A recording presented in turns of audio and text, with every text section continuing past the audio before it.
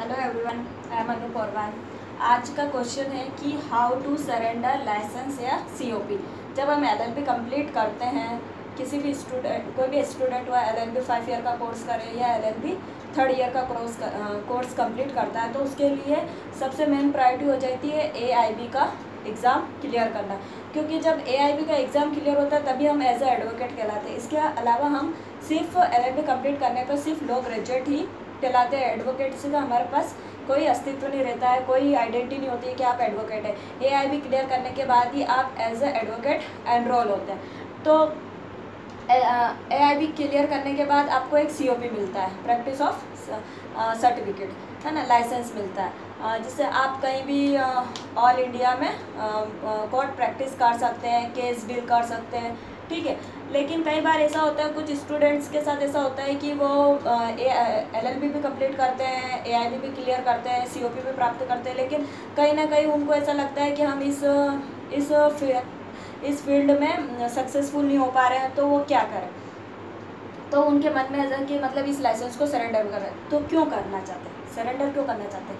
तो how to surrender COP licence, क्यों, अगर आप इस करियर में लॉ के सेक्टर में सक्सेसफुल नहीं है तो आपको लाइसेंस सरेंडर करना पड़ेगा। या आपको इसमें इंटरेस्ट नहीं, आपका इंटरेस्ट बैंकिंग सेक्टर में और आपकी गवर्नमेंट जॉब लग गई है, या आप अदर सेक्टर में काम करना चाहते हैं और आप उसमें बहुत अच्छे सक्सेसफुल है, और लेकिन आपके पास सीओपी है, तो आपको सीओपी को सरेंडर करना पड़ेगा।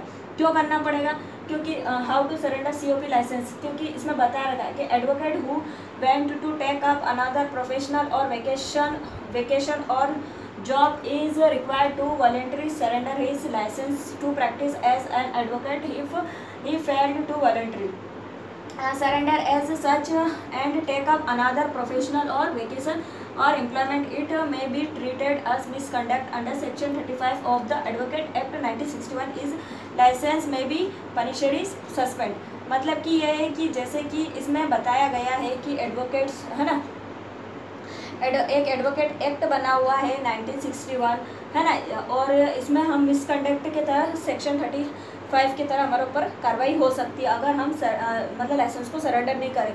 क्यों, क्योंकि एडवोकेसी एक्ट 1961 सेक्शन 35 में लिखा हुआ है कि आप लॉ के साथ अदर, मतलब एडवोकेसी के साथ अदर प्रोफेशनल को ज्वाइन नहीं कर सकते। अगर आप अदर प्रोफेशनल को ज्वाइन करते हैं, आपकी गवर्नमेंट जॉब लग गई है, तो आपको लाइसेंस सरेंडर करना पड़ेगा, और अगर आप नहीं करते तो आपको मिसकंडक्ट के तहत अंडर सेक्शन 35 की कार्रवाई की जाएगी और मिसकंडक्ट का आपके ऊपर चार्ज लग सकता है ना।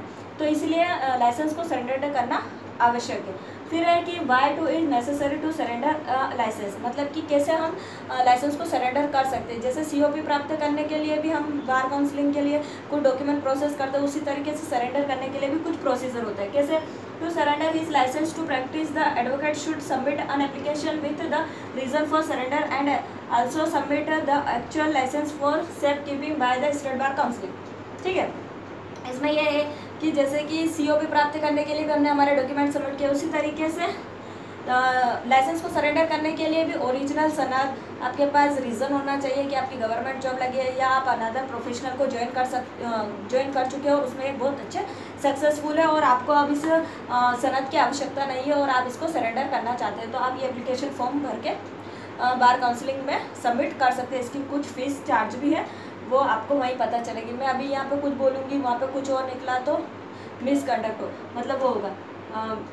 तो इसलिए वो ये इस तरीके से आप अपना सीओपी को सरेंडर कर सकते हैं। और ये मन से नहीं बता रही है, एडवोकेट एक्ट 1961 की सेक्शन 35 में लिखा हुआ है कि अगर आप अनदर प्रोफेशनल को ज्वाइन करते हुए एडवोकेसी को करते हैं या अनदर प्रोफेशनल में ज्वाइन हो और आपके पास सनद है, तो आपके ऊपर मिसकंडक्ट का चार्ज लग सकता है। और किस तरीके से आप, इसकी प्रोसेस भी सिंपल ही है। कुछ डॉक्यूमेंट्स आपको सबमिट करना है, ओरिजिनल सनद सबमिट करना है, जिसकी आपको आवश्यकता नहीं, क्योंकि आप तो अनदर प्रोफेशनल में जुड़ चुके हैं, उसमें सक्सेसफुल है और आपकी गवर्नमेंट जॉब लग गई है ना। ऐसे बहुत सारे जो रीज़न हैं वो आप आपके रीज़न बता सकते हैं और अपना लाइसेंस सबमिट करवा सकते हैं, ठीक है।